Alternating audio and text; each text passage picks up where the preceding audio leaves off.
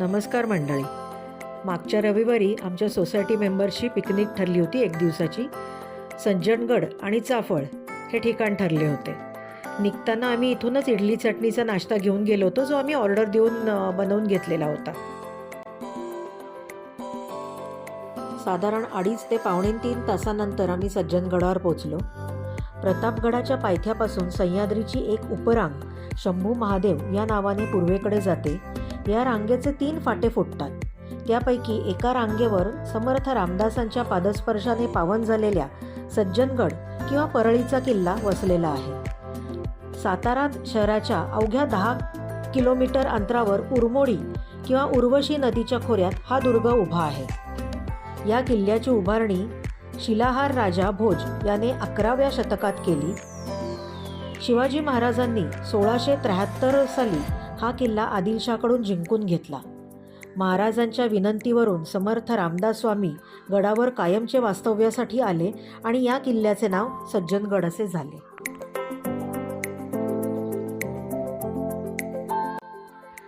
मुख्य द्वारातून एंट्री केल्या केल्या समोरच आपल्याला ती एक हनुमंताची प्रतिकृती दिसेल. खूप मोठी अशी त्यांनी ती केलेली आहे. अत्यंत तेजस्वी चेहरा असल्यामुळे आणि डोळे फिरवत असल्यामुळे आणि हातातल्या चिपळ्या वाजवत असल्यामुळे सगळी मुलं अट्रॅक्ट होत होती. तिथे थांबून हनुमंताच्या पायापाशी थांबून टाळ्या वाजवत होती.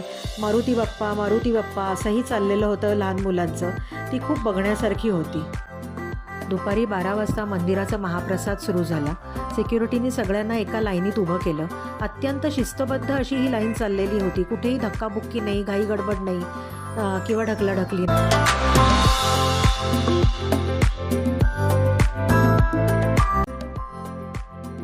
महाप्रसाद झाल्यावर आम्ही सगळेजण आजूबाजूचा परिसर बघायला गेलो. तिथे उरमोडी नावाचं जे धरण आहे ते बघायला गेलो आम्ही. परंतु आता कसं झालं आहे की पाऊस नसल्यामुळे त्या धरणात पाणी नाही आहे. पण उर्वशी नदीच्या खोऱ्यात पाणी थोडंसं आम्हाला बघायला मिळालं. ते खूप छान दिसलं. वरनं खूप उंचावरनं आहे आणि अत्यंत नयनरम्य असं ते दृश्य होतं. शांत होतं. खूप वारा सुटलेला होता. शांतता होती. त्यामुळे बरेचसे लोक तिथे सेल्फीज फोटो काढत होते. माकडे तिथेही होती.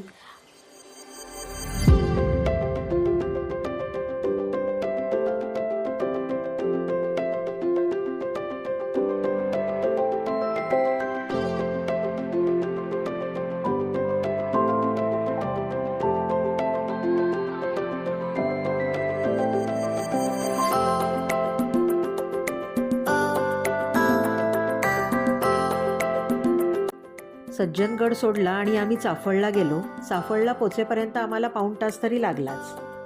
चाफळ हे महाराष्ट्र राज्यातील सातारा जिल्ह्यातील पाटण तालुक्यातले एक गाव आहे. पाटण सातारा जिल्ह्यात या तालुक्यातील एक राजकीयदृष्ट्या महत्त्वाचे गाव आहे.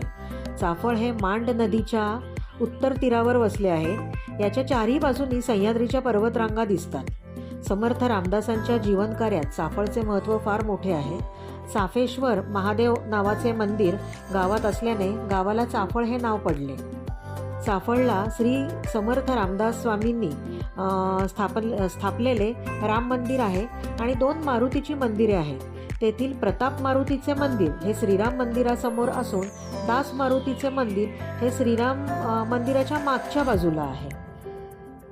समर्थांनी चाफळचे राम मंदिर 1569 मध्ये आपले शिष्य आणि गावकरी यांच्या मदतीने बांधले.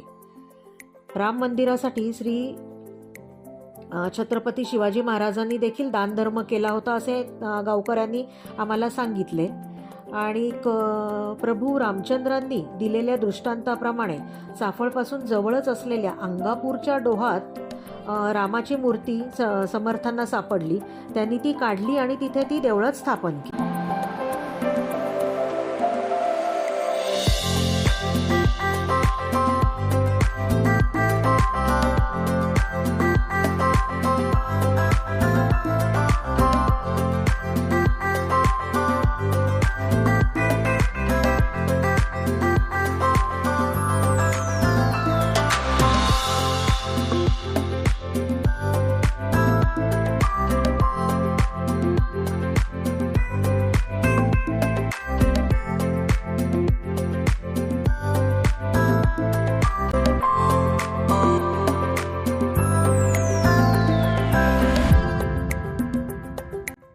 मंदिरात देवाचं दर्शन घेतलं आणि मंदिराचा आजूबाजूचा परिसर बघायला गेलो.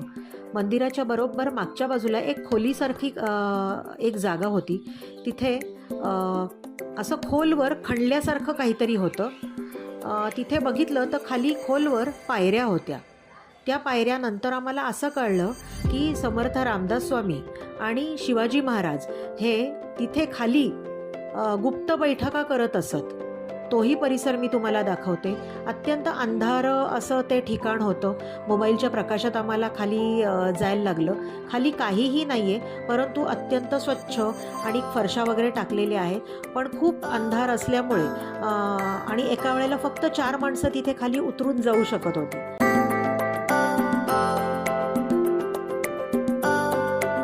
पुण्याला परतताना वाटेत आम्हाला 12 मोठ्याची विहीर असं एक ठिकाण लागलं. तर आम्ही जायचं ठरवलं. तिकडे गेलो तर एक मोठी विहीर आहे. आजूबाजूनी छान त्यांनी आता बांधकाम केलेलं आहे. तिकडे 12 मोटारी लागतील अशी त्यांनी ती सोय केलेली आहे. या विहिरीबद्दल मला फारशी काही माहिती तिथले किंवा तिथल्या गावकऱ्यांकडनं मिळाली नाही, परंतु ही खूप छान बघण्यासारखी जागा आहे. स्वच्छ आहे, झाडी झुडपं असल्यामुळे तेही छान वाटलं. आणि विहिरीचं पाणी एवढं काही स्वच्छ नव्हतं, परंतु वाहतं असल्यामुळे त्यांनी मोटारीतनं ते पाणी सतत वाहत असल्यामुळे ते छान वाटलं बघायला.